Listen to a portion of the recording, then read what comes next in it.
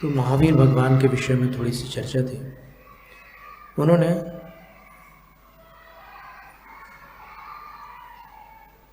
जाति स्मरण पूर्वक संसार शरीर भोगों से विरक्त होकर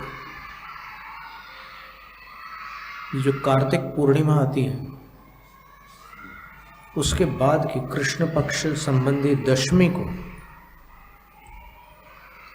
संध्या के समय उत्तरा फाल्गुनी नक्षत्र में मार्गशीर्ष वदी दशमी को दीक्षा धारण की, संयम धारण की। उन्होंने वस्त्र, आभूषण, मालाएं आदि उतार कर फेंक दिए। इंद्र ने उन्हें उठा लिया। सो ठीक है, क्योंकि भगवान का महात्म्य ऐसा था।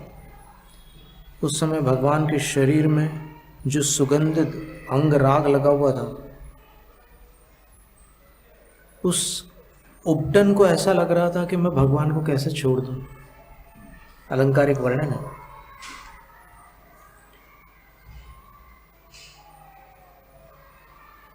इसलिए सारे वस्त्र पृथक होने पर भी उस उपटन ने भगवान को नहीं छोड़ा। मलिन और कुटिल पदार्थ अज्ञानी जनों के द्वारा पूज्य होते हैं, परंतु मुमुक्षु लोग उन्हें त्याज्य समझते हैं। ऐसा जानकर ही मानो उन तरुण भगवान ने मलिन और कुटिल यानी काले रंग के और टेढ़े मेढ़े मतलब घुंघराले केशों को जड़ से उखाड़कर दूर फेंक दिया। इंद्र ने सब केश अपने हाथ में उठा लिए और मणियों से देदीप्यमान पिटारे में रखकर उनकी पूजा की, आदर सत्कार किया। अनेक प्रकार की किरण रूपी वस्त्र से उन्हें लपेट कर रखा और फिर देवों के साथ स्वयं जाकर उन्हें क्षीर सागर में पधरा दिया।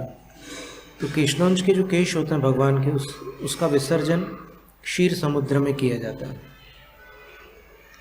यहाँ पर आज वर्तमान काल में मूलाचार ग्रंथ में जो निर्देश है कि जो साधु केशवंश करते हैं उसका क्या करना, तो उसके विषय में ऐसा लिखा है मूलाचार की टीका में। लगभग 400 के आसपास की गाथा है।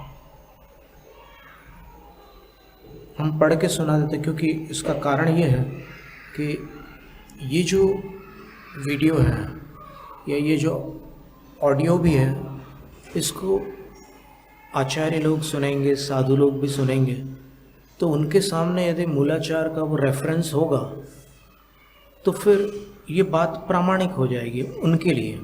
तो इसलिए वो बताना आवश्यक है। पंचाचार अधिकार में जहाँ पर 5 समितियों का वर्णन है, वहाँ पर प्रतिष्ठापना समिति के अंतर्गत ये कथन है। और कभी आप भी दीक्षा ले लो तो बालों का क्या करोगे केशवंश की बात, वो आपको भी जानकारी हो जाए। चारित्राचार में 13 प्रकार का चारित्र होता है। 5 महाव्रत, 5 समिति और 3 गुप्ती। उच्चारम पस्सवणम 322वीं गाथा है मूलाचार ग्रंथ की। उच्चारम पस्सवणम खेलम सिंहाण आदियम दव्वम अच्चित्त भूमि देशे पडिले हिताविस जेजो। मल, मूत्र, कफ, और अगर सर्दी जुकाम है तो फिर नासिका से निकलने वाला स्राव, और आदि शब्देन केशोत्पाट बालान, सिंहाणक आदि जो शब्द दिया है उसमें केशों का उत्पाटन करते समय जो बाल उखड़ करके बाहर अलग हुए हैं शरीर से, उनको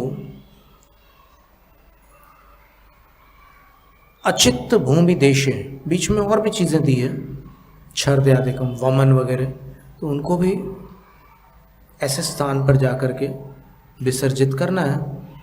अचित्त भूमि देशे, निर्जंतुक भूमि स्थान पर, हरित तृणादि रहिते, जहाँ पर हरित घास वगैरह न हो, वहाँ जाकर प्रतिलेखयित्वा, पीछे से मार्जन करके, प्रतिलेखन करके, सुष्ठु निरूप्य, खूब अच्छे से देखकर, देखभाल कर, विसर्जयित, विसर्जित करना। क्या मतलब हुआ? मतलब ये हुआ कि केशलोंज के जो केश हैं उनको भूमिगत नहीं करना है, जलगत नहीं करना है,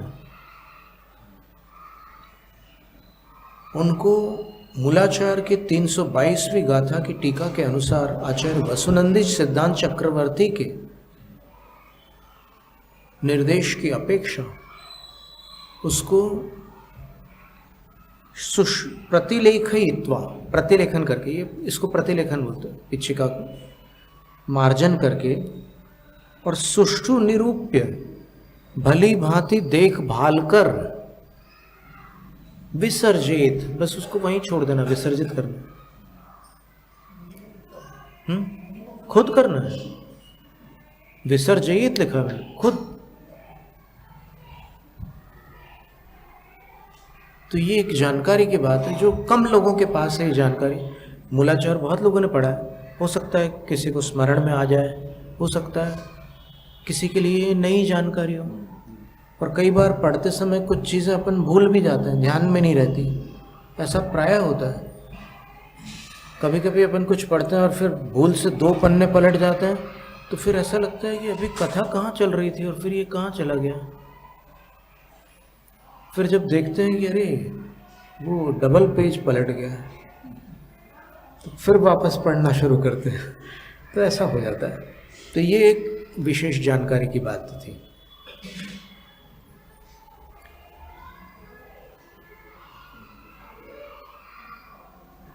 तो चर्चा ये चल रही है कि महावीर स्वामी के केशों को इंद्र ने क्षीर सागर के जल में विसर्जित किया, तो फिर अपन इस काल में ये ना सोचे कि भाई अपने केश भी कोई ले जाकर मुंबई के पास जो समुद्र है वहाँ पर विसर्जित कर दे या गोवा के पास डाल दे। ऐसा नहीं, ये क्या है कि अपन, ये मार्ग अनुकरण का मार्ग नहीं है। कुछ चीज़ें अवश्य ही बड़ों की संगति में अपन उनको देखकर ज़रूर सीखते हैं, लेकिन यहाँ पर जो जो चक्रवर्ती ने किया, जो जो तीर्थंकरों ने किया, वो अपन नहीं कर सकते।